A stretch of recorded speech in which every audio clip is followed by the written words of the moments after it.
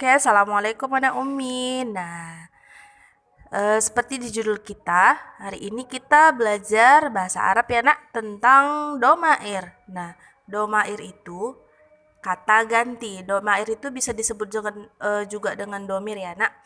Jadi domair itu atau domir itu artinya kata ganti. Kata ganti itu yang seperti apa? Saya, engkau, dia, kami. Nah, itu namanya kata ganti ya nak. Nah, kalau yang hari ini kita pelajari itu ada 5 dulu.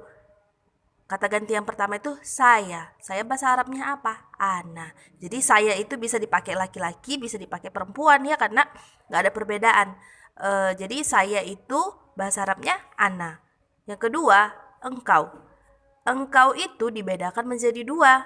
Engkau laki-laki dipakai untuk laki-laki atau untuk perempuan. Jadi kalau bilangkan engkau dipakai untuk menunjukkan laki-laki, pakainya anta. Jikalau bilangkan engkau menunjukkan untuk perempuan, pakainya anti. Jadi paham ya nak? Kalau untuk laki-laki pakainya anta, jadi kalau perempuan pakainya anti. Oke, selanjutnya dia. Nah, dia juga kayak gitu. Dibagi menjadi dua pemakaiannya, laki-laki dan perempuan.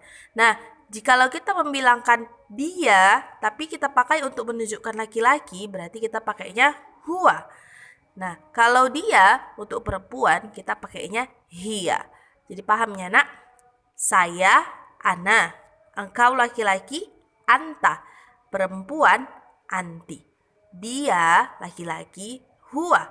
Perempuan, hiya. Oke nak, 5 saja dulu ya nak yang kita pelajari. Ana, anta, anti, huwa, dan hiya. Oke. Nah, ada catatan di sini nak. Nah, yang laki-laki ini biasa di dalam bahasa Arab itu disebut muzakkar. Nah, jadi kalau muzakkar itu untuk laki-laki. Jadi kalau muannas itu menunjukkan perempuan. Muzakkar laki-laki, muannas itu perempuan. Paham ya nak? Nah, contoh penggunaan domairnya ini kayak mana ya Umi? Nah, kita buat contohnya nak. Misalnya kita membuatkan saya seorang murid. Jadi kan saya tadi bahasa Arabnya apa nak? Ana. Ana.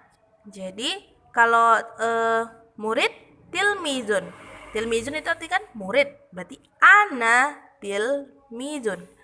Ana tilmizun. Berarti artinya saya seorang murid. Nah ingat ya nak, saya itu kan gak ada perbandingan antara laki-laki dan perempuan. Semua bisa memakai kata saya. Berarti ana bisa dipakai laki-laki, bisa dipakai perempuan. Nah itu yang masih yang ana ya nak. Ini contoh yang pemakaian ana. Nah kita masuk yang kedua, pemakaian anta. Nah kita pakai anta. Ini masih kita pakainya murid ya nak. Anta tilmizun. Berarti anta apa artinya? Ya, engkau seorang laki-laki. Engkau laki-laki tilmizun. Seorang murid. Engkau seorang murid. Menunjukkan laki-laki. Umi singkat LK ya nak.